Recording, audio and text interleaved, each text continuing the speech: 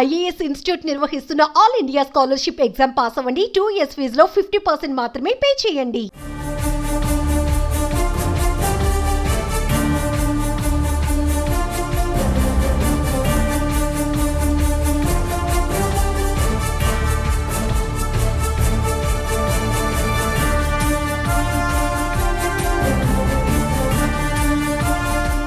తెలంగాణలో దారుణం చోటు చేసుకుంది.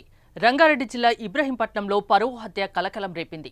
కులాంతర వివాహం చేసుకున్న మహిళా కానిస్టేబుల్ ని సొంత తమ్ముడే దారుణంగా కిరాతకంగా హత్య చేశాడు. దారి కాచి నరికి చంపాడు. రాయపూల్ ప్రాంతానికి చెందిన నాగమణి 2020 బ్యాచ్కి చెందిన కానిస్టేబుల్.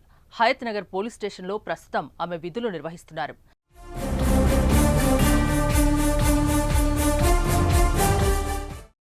ఆమె నెల రోజుల క్రితం ప్రేమ వివాహం చేసుకుంది.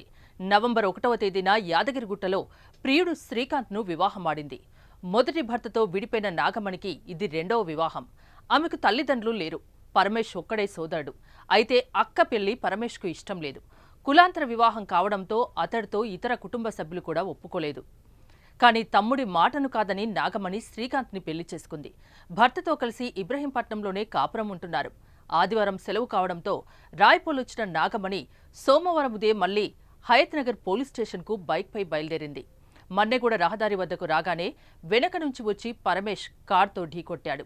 ఈ క్రమంలో నాగమణి స్కూటీపై నుంచి కింద పడిపోయింది. కారులో నుంచి కిందకు దిగి అతడు ఆమెను కొడవలితో కిరాతకంగా హతమార్చాడు. రక్తపు మడుగులో కొట్టుమిట్టాడుతూ నాగమణి స్పాట్లోనే ప్రాణాలు కోల్పోయింది. అక్కను హత్య చేసిన తర్వాత పోలీసుల వద్దకు వెళ్లి పరమేష్ లొంగిపోయాడు. దీంతో పోలీసులు అతన్ని విచారిస్తున్నారు.